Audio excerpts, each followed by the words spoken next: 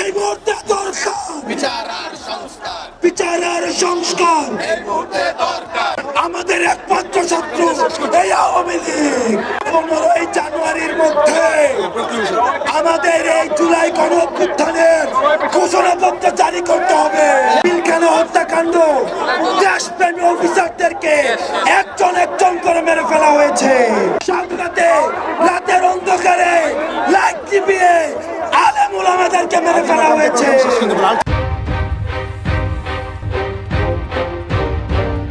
গত 16 বছর এই ফ্যাসিবাদী সরকার খুনি হাসিনা প্রত্যেকটি রাজনৈতিক দলকে, ফ্যাসিবাদী শক্তিকে নির্যাতন এবং নিপীড়নের মধ্য দিয়ে তাদের থেকে ভোটাধিকার কেড়ে নিয়েছে। আমরা আপনাদেরকে বলতে চাই, অতীতে ছিল সতীদাহ প্রথা, এখন আমরা দেখছি নদীদাহ প্রথা। যারা সচিবালয়ে আমাদের বিরুদ্ধে ষড়যন্ত্র করছেন, আপনাদেরকে বলতে চাই, আপনারা রিয়েলিটি মাইনা নেন। আপনাদের আম্মু আর দেশে ফিরবে না। আমরা যাকে সীমান্তের উপরে পাঠিয়েছি, এই খুনি হাসিনা দেশে পুনর্বাসন হবে না। বিএনপি, জামাত সহ ফ্যাসিবাদ বিরোধী যতগুলো শক্তি রয়েছে, আলেম ওলামা রয়েছে, অনলাইন অ্যাক্টিভিস্ট রয়েছে, তাদের বাক স্বাধীনতাকে হরণ করেছে। 5ই আগস্টের পরে আজকে এই পর্যন্ত আইন শৃঙ্খলা পরিস্থিতি এখনো পর্যন্ত স্বাভাবিক হয় নাই। দ্রব্যমূল্য এখনো নিয়ন্ত্রণে আসে নাই। আপনি যদি মনে করেন, বারবার বলতে থাকেন সিন্ডিকেট এক হাত থেকে আরেক হাতে গিয়েছে, তাহলে আপনার কাজটা কি? যেখানে এই সিন্ডিকেটের হাত ভেঙে দিতে হবে। দ্রব্যমূল্যকে মানুষের নিয়ন্ত্রণে আনতে হবে। আইন শৃঙ্খলা পরিস্থিতিকে স্বাভাবিক করতে হবে। কোন বিপ্লবীর গায়ে যদি আক্রমণ করা হয়, এই সরকারকে তার দায়ভার নিতে হবে।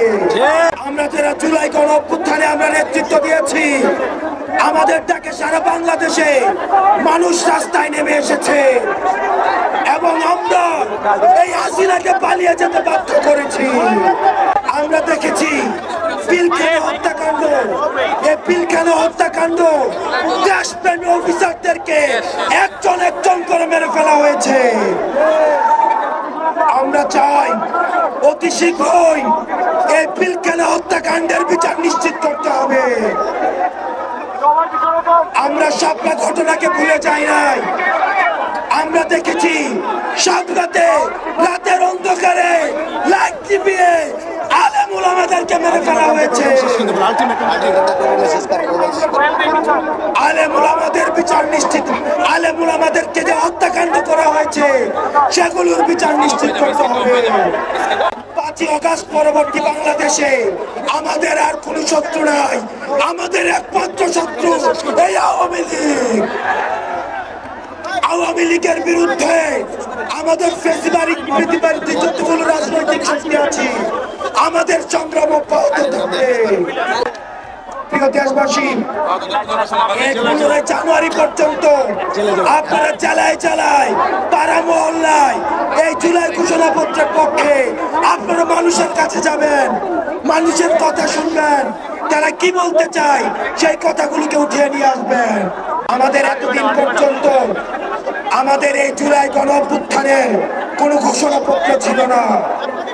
আমরা বলতে চাই, জেলায় জেলায় সমাবেশ 15ই জানুয়ারির মধ্যে আমাদের এই জুলাই গণঅভ্যুত্থানের ঘোষণাপত্র জারি করতে হবে। সবাই হাত তুলে শপথ করতে চাই। এই মুহূর্তে দরকার বিচার আর সংস্কার, বিচার আর সংস্কার।